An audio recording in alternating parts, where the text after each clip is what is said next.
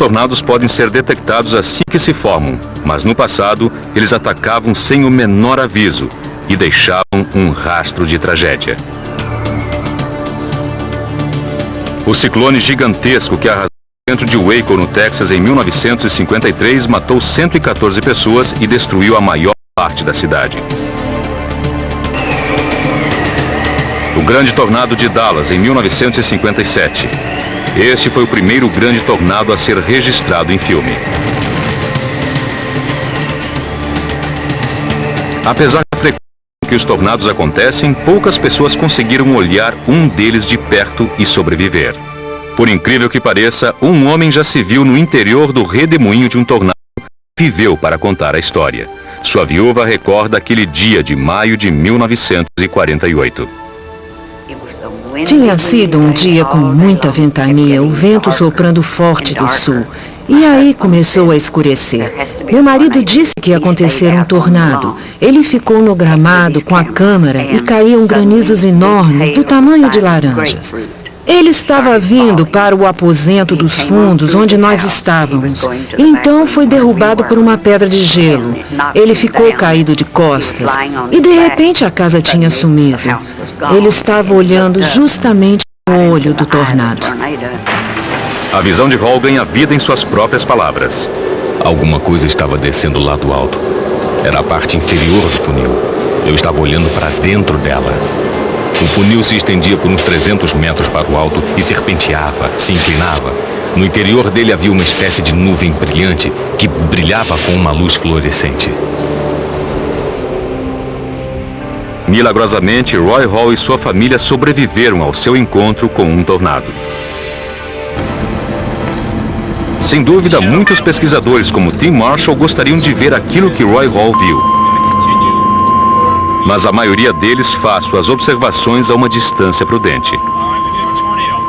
O tornado está em ação. Vocês tiveram sorte, rapazes. Muita sorte. É tornado do Kansas.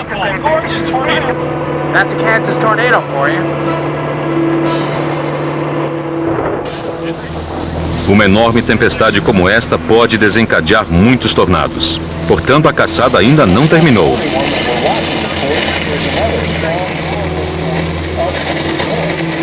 Eles continuarão em ação até depois de anoitecer.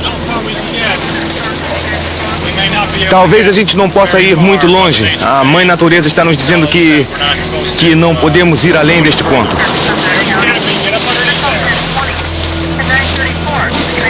Quando eles chegam em Arkansas City, no Kansas, escutam um som que lhes dá calafrios.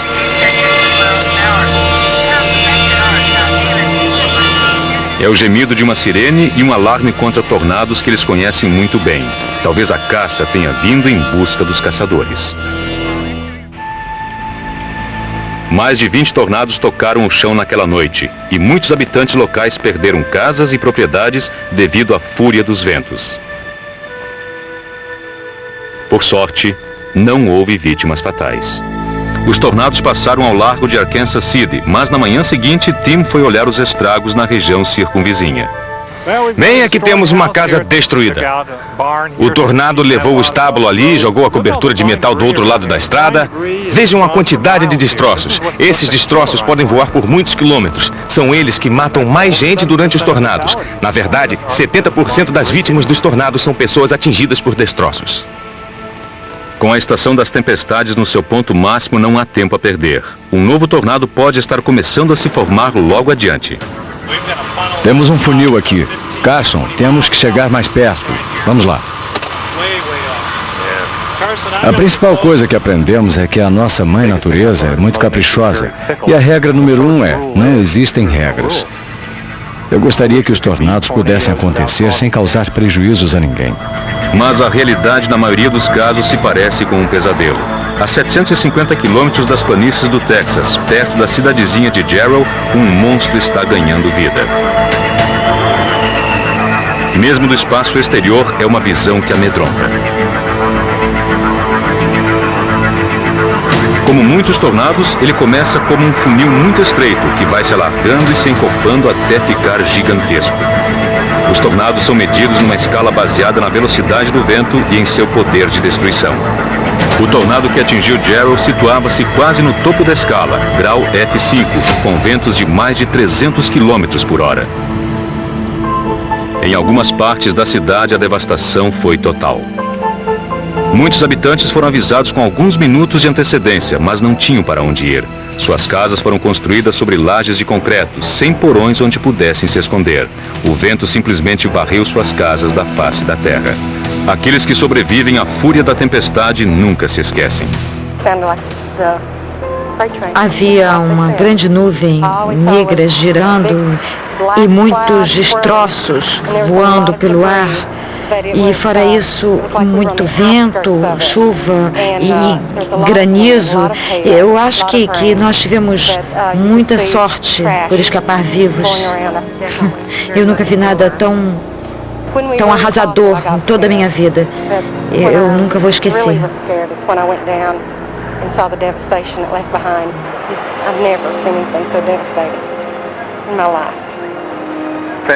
As famílias aqui foram seriamente afetadas. Vão precisar de ajuda. Não poderiam estar numa situação pior. Este é o pior tipo de catástrofe. Não houve apenas grande prejuízo material, como acontece em muitos casos, mas muitas pessoas perderam membros da família e estão com outros parentes feridos. Ainda estamos dando uma busca, mas é uma área muito grande, com muito espaço a ser vasculhado. No abrigo da Cruz Vermelha, um quadro de aviso se transforma em um elo fundamental entre as pessoas. Para muitas delas, é a única maneira de entrar em contato com seus entes queridos, ou descobrir se eles ainda vivem. A igreja local também serve como centro de trocas de informações. Estive aqui procurando amigos meus que vivem nesta área. Vim aqui de manhã e estou voltando agora para saber se eles estão bem.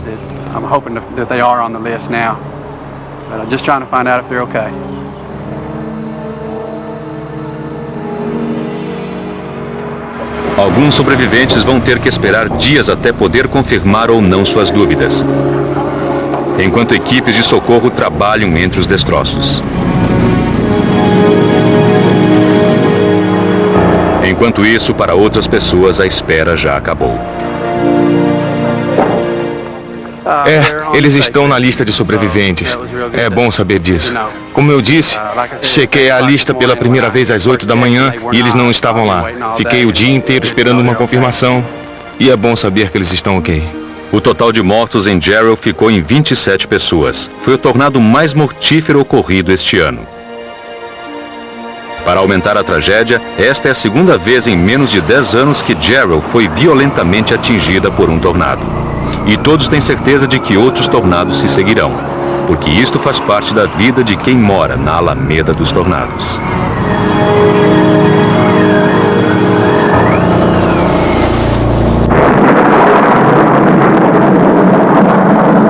Os tornados são terríveis, mas existe uma outra ameaça oculta no meio das tempestades, e ainda mais mortífera: o raio. Ele nos aterroriza e nos fascina. É um dos fenômenos mais espetaculares da natureza e um dos menos compreendidos. Mas de uma coisa temos certeza: quando um raio atinge a Terra, os resultados podem ser catastróficos. Senti como se tivesse enfiado meu dedo numa tomada e ficado com ele ali, em vez de puxá-lo para fora. Meu amigo, eu tive logo a certeza de que ele havia morrido.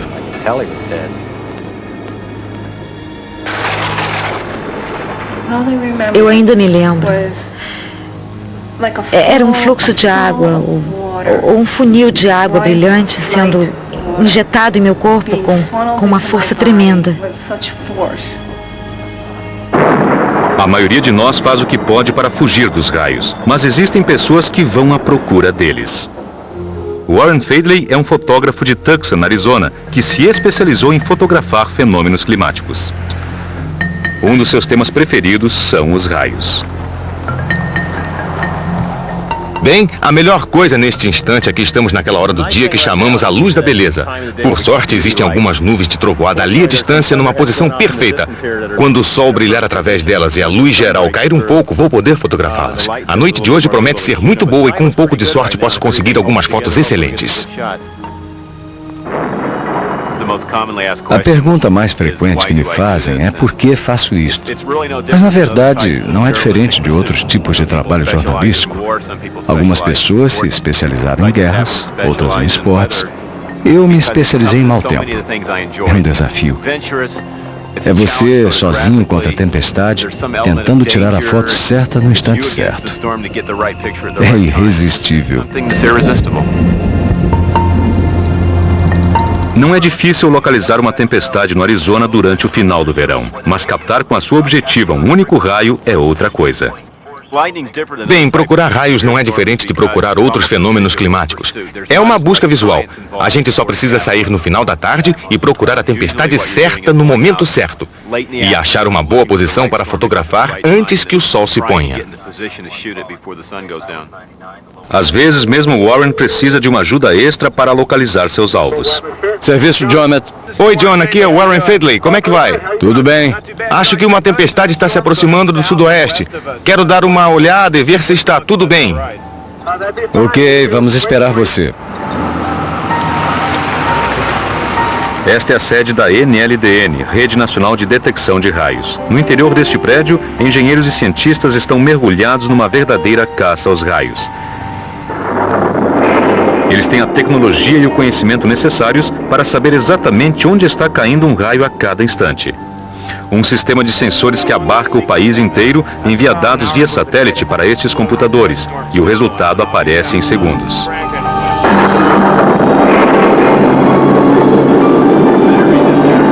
O resultado é um mapeamento das tempestades de raios que ocorrem no país, mostrando onde caem os raios e para onde as tempestades se dirigem. Tudo isto proporciona a Warren Fadley as indicações de que ele precisa, mas também são informações vitais para as companhias elétricas, as empresas aéreas e as forças armadas. E, acima de tudo, ajuda os pesquisadores a compreenderem como os raios se formam.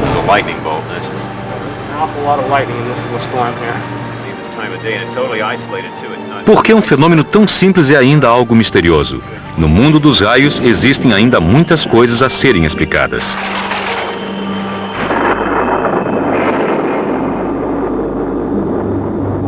Durante uma tempestade, cargas elétricas contrárias vão se formando numa nuvem e no solo logo abaixo dela. Para liberar a carga negativa da nuvem, uma onda elétrica abre caminho através do ar. Perto do solo, ela extrai cargas positivas dos objetos mais altos que encontra. Quando o circuito se fecha, uma faísca brilhante salta para cima. Outras faíscas descem e sobem ao longo do mesmo caminho. Isto ocorre tão depressa que nossos olhos conseguem perceber apenas um único relâmpago. Esse relâmpago pode alcançar 15 quilômetros de extensão e elevar a temperatura do ar por onde passa até 11.000 graus, ou seja, 5 vezes mais quente do que a temperatura na superfície do Sol.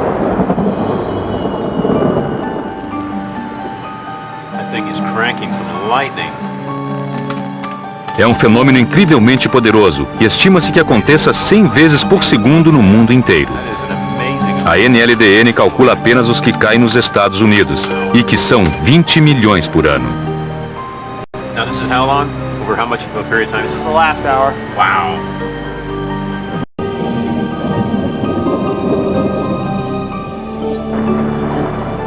Um raio pode cair em qualquer lugar, e milhares deles acabam atingindo os seres humanos.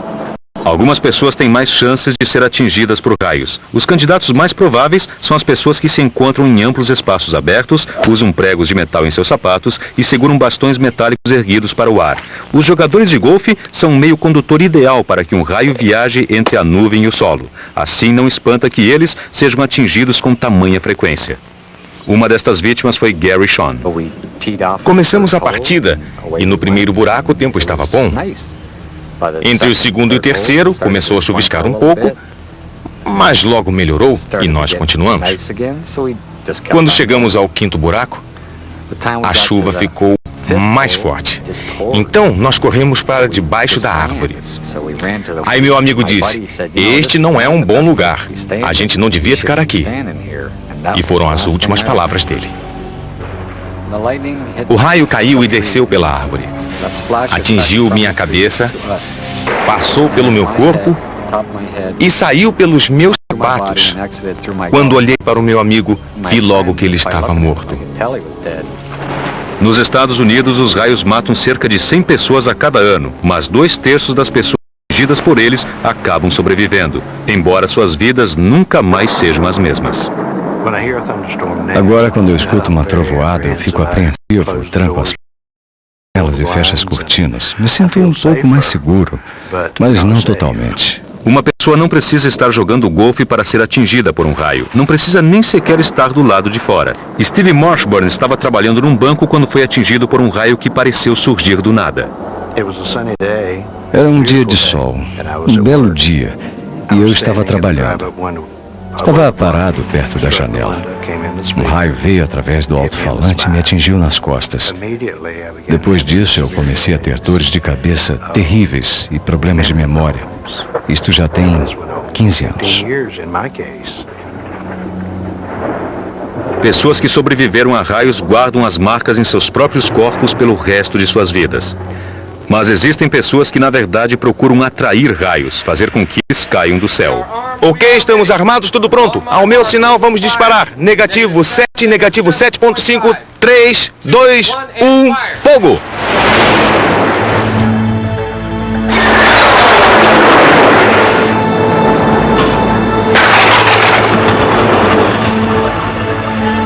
Conseguimos, tudo bem. Controle de alcance. Numa base da Guarda Nacional, perto de Gainesville, Flórida, está sendo construído um centro de testes para provocar raios artificiais. O diretor do projeto é o Dr. Martin Newman.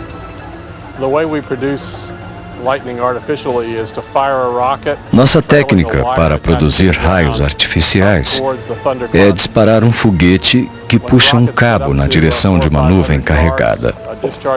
Quando o foguete chega a 400 ou 500 metros, a sua extremidade atrai uma descarga e produz um raio equivalente a um raio natural.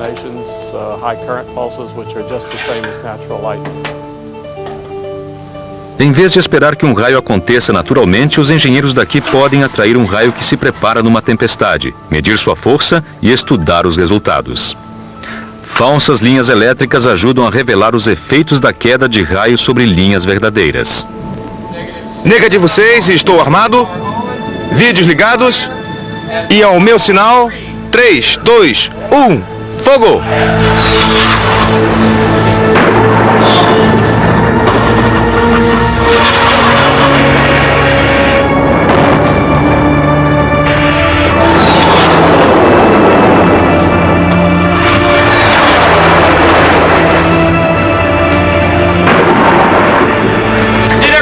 Acertamos o alvo. Funcionou tudo.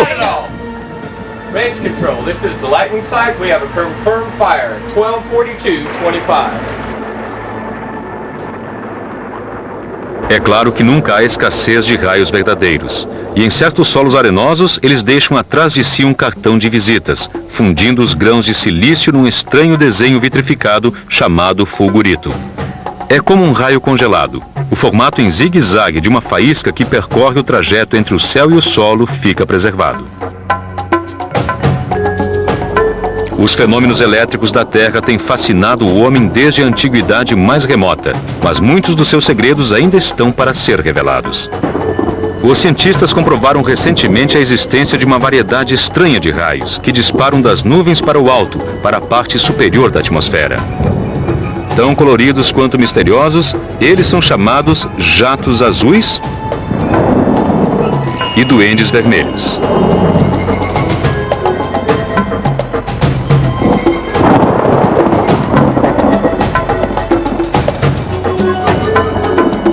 A forma mais bizarra de relâmpago continua a ser até hoje um mistério total. Existem muitos registros de relâmpagos globulares ao longo da história, mas não temos nenhuma prova científica. Pelo que se diz, estas esferas luminosas vagueiam sem rumo certo ou deslizam pelo chão. Elas podem até mesmo entrar numa casa por uma pequena abertura, como um buraco de fechadura. Algumas pessoas afirmam que os relâmpagos globulares são atraídos por criaturas vivas, que eles chegam a perseguir pessoas. Sua duração vai de alguns segundos até cerca de 1 minuto e geralmente desaparecem produzindo uma explosão. A maioria de nós nunca poderá testemunhar fenômenos bizarros como este. Mas mesmo os relâmpagos comuns do dia a dia podem assumir uma enorme variedade de formas. Em Tucson, Warren Fadley ainda está à procura do relâmpago ideal.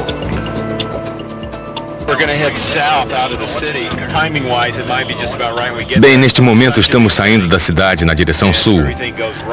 Há tempestades praticamente em todas as direções. Mas as que prometem mais estão ao sul. E eu acho que vou calcular meu tempo para chegar lá por volta do pôr do sol. Ela vai começar a explodir ao pôr do sol.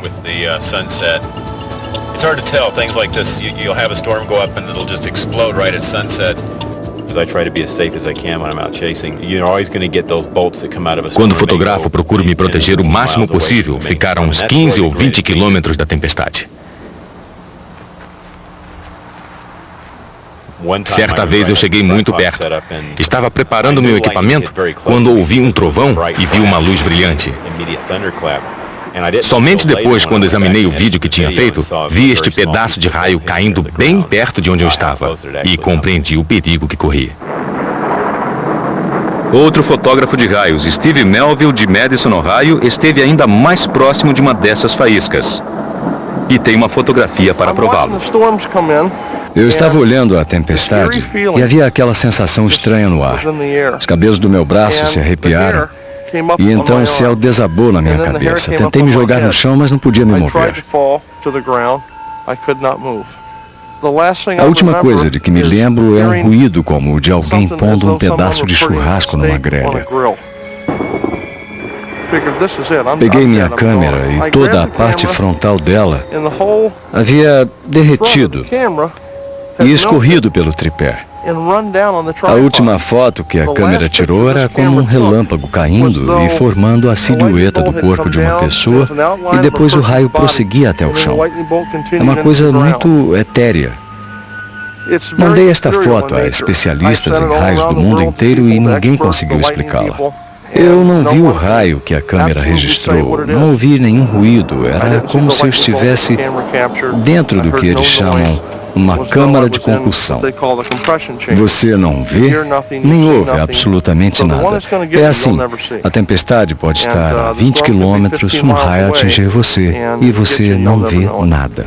Warren Fadley está bem consciente dos riscos envolvidos em seu trabalho, então ele usa teleobjetivas e fica de olho no céu. É justamente isto que eu estou procurando. Quase posso ver um raio saindo dessas nuvens, mesmo com o tempo bom. É uma estrutura realmente sólida. Se isso aí se mantiver, vou fazer minha festa. Nesta hora do dia, tudo fica perfeito e eu começo a fotografar.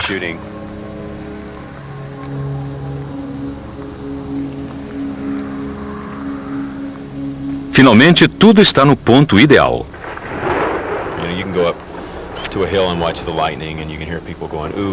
O que eu faço é congelar no tempo um instante muito rápido. Você está capturando algo tão poderoso e brilhante, como se fosse uma caçada.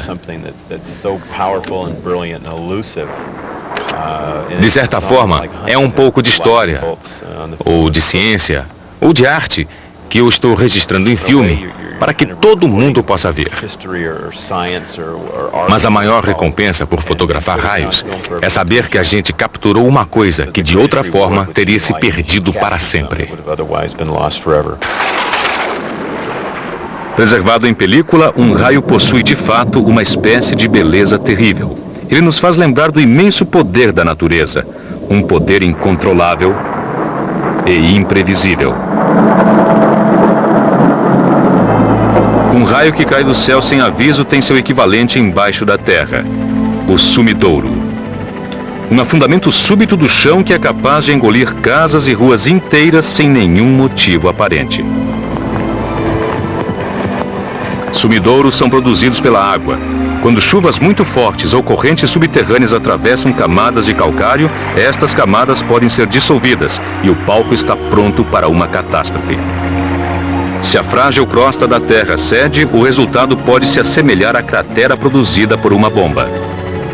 Do Japão à Ucrânia e nos Estados Unidos, os sumidouros podem acontecer em qualquer lugar onde o solo seja poroso ou haja fluxo de água sob a terra.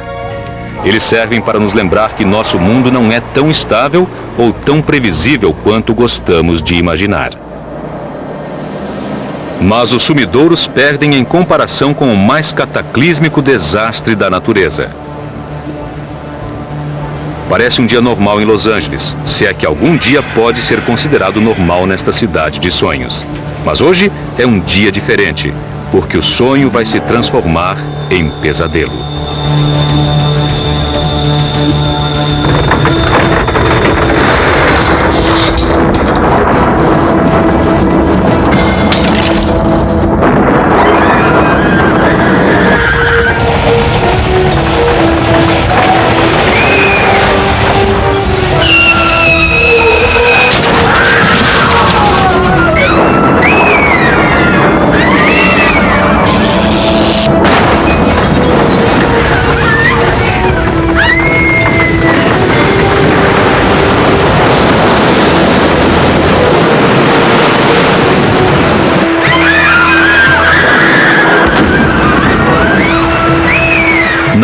O grande terremoto não atingiu Los Angeles, por enquanto.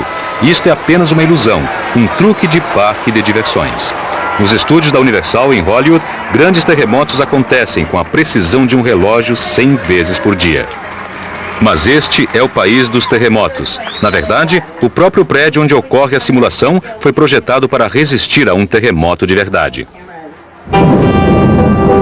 E um terremoto real não obedece a nenhum planejamento e ataca sem aviso.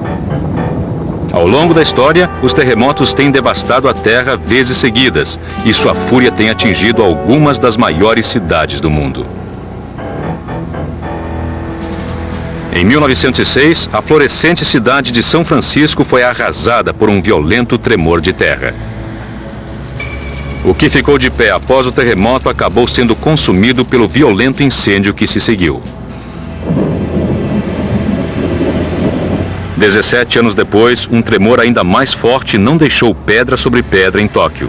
Mais uma vez, um incêndio completou a destruição da cidade, causando mais de 100 mil mortes. Anchorage, Alasca, Sexta-feira Santa de 1964. O maior tremor de terra já registrado na América do Norte, medindo 8,4 na escala Richter, que mede a intensidade dos terremotos. O chão tremeu sem parar durante 4 minutos, abrindo largas fendas no solo e produzindo elevações de mais de 7 metros de altura. Tangshan, China. Em 1976, mais de 250 mil pessoas morreram no terremoto mais devastador dos últimos tempos. Durante décadas em todo o mundo, os terremotos têm espalhado a tragédia e deixado ruínas em seu rastro. E eles acontecem mais de uma vez no mesmo lugar, como a população de São Francisco descobriu em 1989. Assim como ocorre com a Alameda dos Tornados, alguns lugares, inclusive a Califórnia, são especialmente vulneráveis. As causas se encontram na estrutura do nosso planeta. A crosta da Terra é como uma casca de ovo partida, composta de mais de 20 placas, flutuando sobre um núcleo de consistência pastosa. Essas placas colidem constantemente, separam-se e entram em atrito umas com as outras.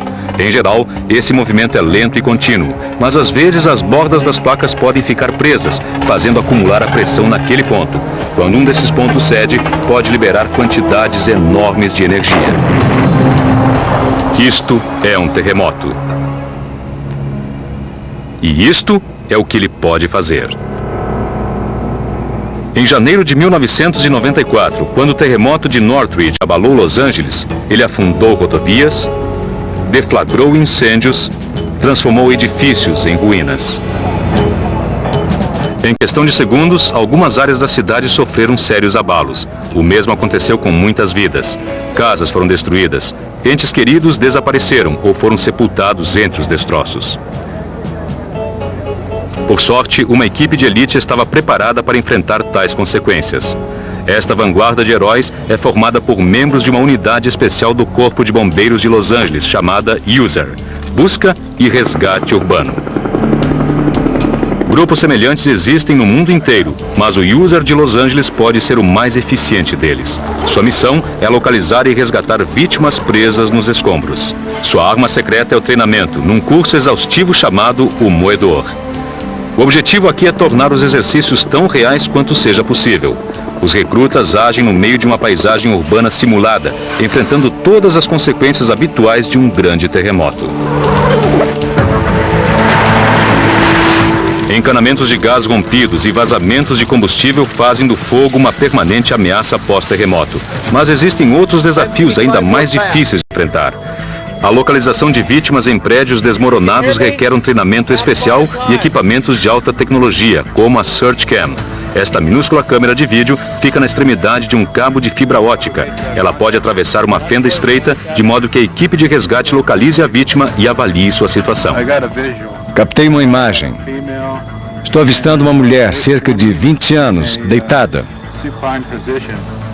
Ei, pode me ouvir? Pode me ouvir? Bata 5 vezes. Uma das armas mais eficazes no resgate em desmoronamentos urbanos tem 4 patas e um corpo peludo. Os cães podem examinar depressa uma área muito extensa, localizando vítimas com mais rapidez do que as máquinas ou os seres humanos. De Northridge, a cidade do México, como no atentado à bomba de Oklahoma, os cães têm ajudado a salvar vidas humanas em catástrofes urbanas. Tá tudo bem? Mas localizar as vítimas é apenas metade da batalha. Tirá-las dali com vida pode ser muito mais complicado. As provas de trabalho em confinamento são a parte mais árdua do programa de treinamento do USER. É um teste muito severo para o corpo e para a mente. É muito escuro, muito perigoso, há uma porção de tetos desabados. Se você tem claustrofobia, pode se tornar um problema. Desde que começamos a fazer este teste no programa de treinamento, já tivemos pessoas que desistiram só de olhar e outras que foram até a metade e não aguentaram prosseguir. Oi! Alguém está me ouvindo? Para um sujeito corpulento, isto é um desafio. É preciso diminuir de tamanho para entrar em alguns desses lugares. Isto está muito parecido com o que enfrentamos em Northridge. A única diferença é que lá ainda estavam ocorrendo pequenos abalos. Temos uma vítima aqui com um ferimento na cabeça. Estas áreas desmoronadas e esses espaços estreitos se parecem muito com os resgates que fizemos naqueles apartamentos. E também com o resgate do Sr. Pena, lá em Northridge.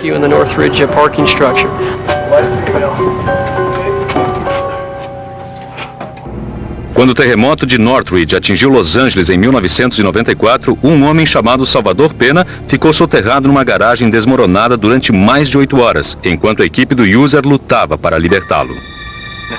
A coisa que mais me preocupava naquele instante era a questão da segurança. A situação perigosa lá em cima, havia pilares de concreto que estavam sem apoio e aquilo poderia desabar e ferir os bombeiros. Nós tentamos suportar os tremores de terra menores, porque abaixo da mesma montanha de destroços onde ele estava preso. E eu não sabia se nós iríamos sair dali com vida. Estávamos bem dentro daquela armadilha. Corríamos tanto perigo quanto ele. Cruzamos os dedos e rezamos para que aquilo não desabasse de vez, porque a terra continuava tremendo. Enquanto o chão continuava a tremer com os abalos menores, a equipe do USER trabalhava nos destroços.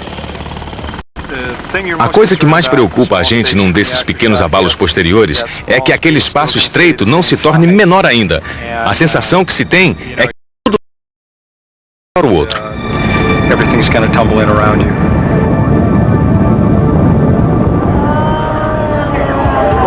Finalmente o resgate foi concluído. Salvador Pena estava salvo.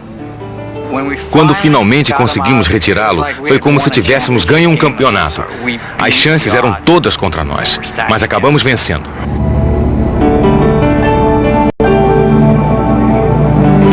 Vê-lo ir para o hospital ainda vivo, depois de tudo que passamos, foi uma alegria tremenda, porque na verdade ele tinha muito poucas chances.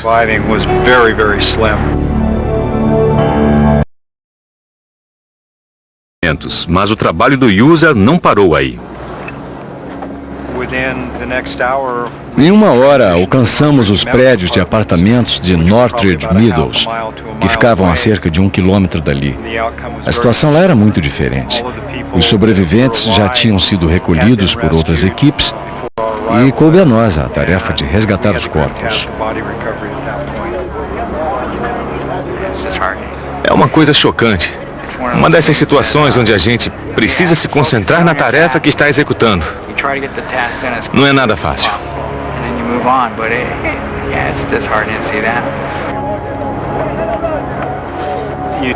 A gente procura não produzir emoções naquilo porque está lá para fazer um trabalho.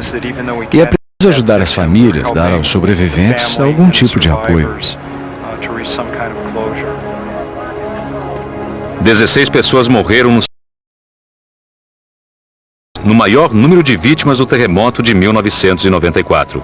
Mas, de um modo geral, a perda de vidas, tanto quanto o próprio terremoto, poderia ter sido bem pior.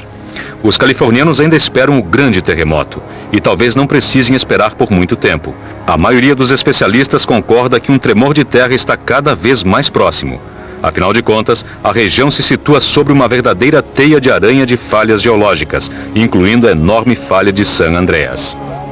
Quando atingir esta cidade de 11 milhões de habitantes, o terremoto poderá provocar milhares de desabamentos e vítimas aprisionadas nas ruínas. Os serviços de emergência logo estarão sobrecarregados. Foi o que aconteceu em Kobe, no Japão, em 1995. Um terremoto de magnitude 7.2 ocorreu pouco antes do amanhecer do dia 17 de janeiro, exatamente 1 ano após o de Northridge.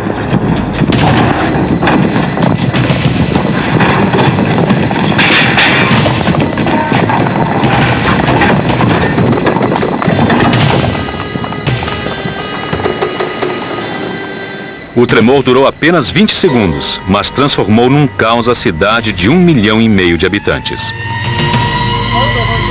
Os mais atingidos foram os bairros residenciais, as casas construídas sem o reforço necessário.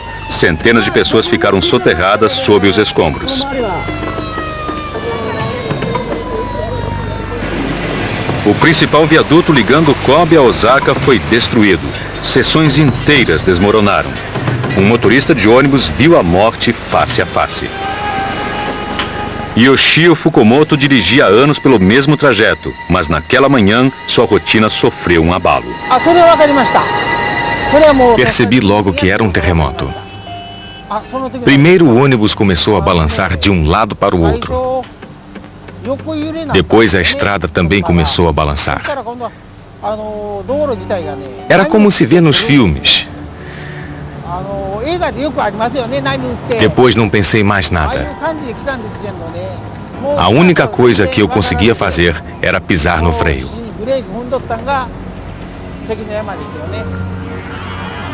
Quando o ônibus finalmente parou, a estrada à nossa frente tinha afundado. Por sorte, naquela hora da manhã, havia apenas 3 passageiros no ônibus. Se ele estivesse levando um peso maior, talvez não conseguisse parar a tempo. Com o ônibus oscilando na beira do abismo, Fukumoto conseguiu manter a calma e ajudou os passageiros a sair pela porta traseira. A imagem é arrepiante e um lembrete de que num terremoto, a diferença entre a vida e a morte pode ser medida em centímetros. Em outras partes da cidade, o fogo se alastrava fora de controle. Os bombeiros enfrentavam tremendos obstáculos. Ruas bloqueadas por entulho, tubulações de água rompidas, comunicações cortadas. O treinamento e o planejamento foram deixados de lado. Centenas de quarteirões arderam até o chão. No final, aquele foi considerado um dos piores terremotos que já atingiram uma cidade moderna e o mais caro na história das catástrofes naturais.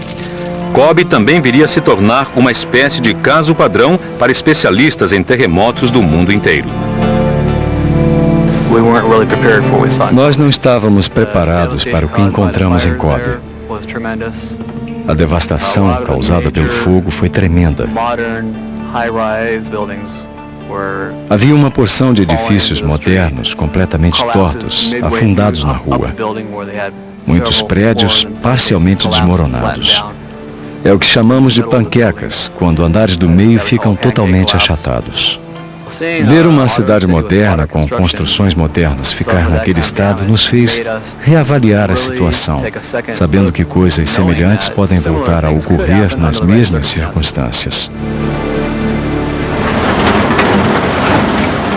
Cerca de 5.000 pessoas morreram em Kobe. 250 mil edifícios foram destruídos ou avariados. O simples trabalho de remover os destroços demoraria anos. A escala da devastação aqui foi maior do que a de Los Angeles um ano antes, a despeito de muitos dos prédios de Kobe terem sido construídos pelos experientes japoneses, já levando em conta a possibilidade de um terremoto. Muitas das pessoas desabrigadas pelo terremoto ainda vivem em abrigos temporários, esperando que as autoridades decidam onde e como seus bairros serão reconstruídos. A população pode precisar de muito mais tempo para readquirir confiança. É difícil recuperar o senso de normalidade quando nosso ambiente diário foi reduzido a ruínas.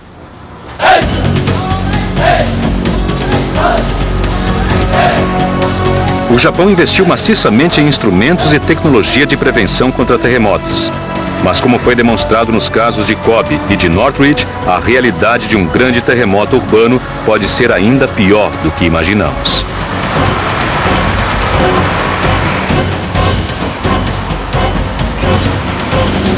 As pessoas no Japão e na Califórnia estão acostumadas com os terremotos e preparadas para o inevitável.